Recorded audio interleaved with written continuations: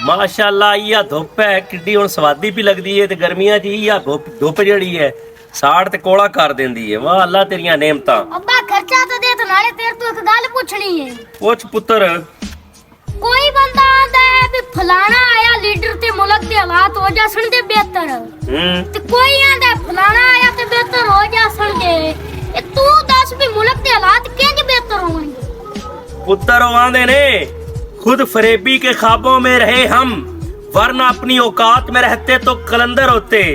मेरा पुत्र बस होवे सवारियां दी भरी हुई ते सवारियां विचों लवण ते बस दे टायर भी पाड़ देवण ते डीजल दी सप्लाई जेड़े पैप च जा रही ओ भी कट देवण ते बस नूं कर देवण फीती फीती ते हट ते सीटां ते बह रवण ते ड्राइवर नूं आखण चला। ड्राइवर आखे चलदी नहीं ते ड्राइवर नूं आखण ड्राइवर बहुत बुरा ड्राइवर बदल दिओ ये कर दिओ वो कर दिओ।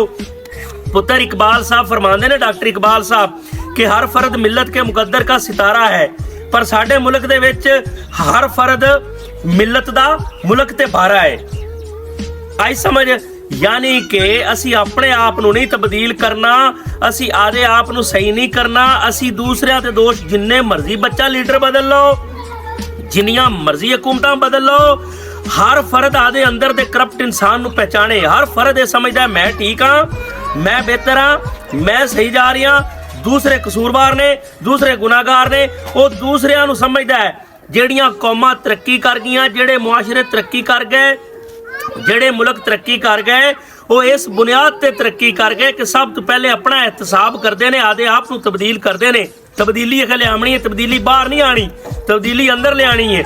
ਆਦੇ ਆਪ ਨੂੰ ਸੈੱਟ ਕਰਦੇ ਨੇ। ਜਿਹੜੀ ਕੌਮ ਦੇ ਅੰਦਰ ਫਿਕਰ ਸ਼ੌਰ ਨਹੀਂ ਨਾ ਹੋਵੇਗਾ इजतमाही सोच नहीं होगी इजतमाही मुफाद नहीं होगा आदि आवन वाली नस्ल की बेहतरी नहीं ना सोचेगी जी कौम वो तरक्की नहीं कर सकती।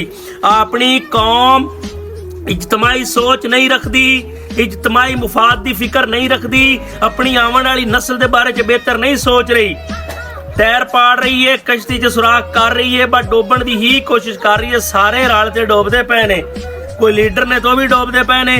अवाम है अपने पिंड वाली पुल जी है गौरमेंट बना तो दी वो साइडां भी तोड़ दित्तियां होंदियां। हाँ जी सड़कां हैं उन्हां दा ख्याल नहीं करना मुल्क दे असासे ने उन्हां दा ख्याल नहीं करना कोई भी चीज़ है ख्याल नहीं करते सिर्फ खुदगर्जी है अपनी पेट परस्ती है। मेरा पुत्र मुल्क उदों तरक्की करेगा जदों कौम च शऊर आवेगा कौम च इजतमाही फिक्र आवेगी एक दूजे की सोच आवेगी। ये गल ज़हन च रख बल्कि इस मौजू ते तू तकरीर भी करी स्कूल दे विच ते आदे अंदर भी यह सोच पैदा कर।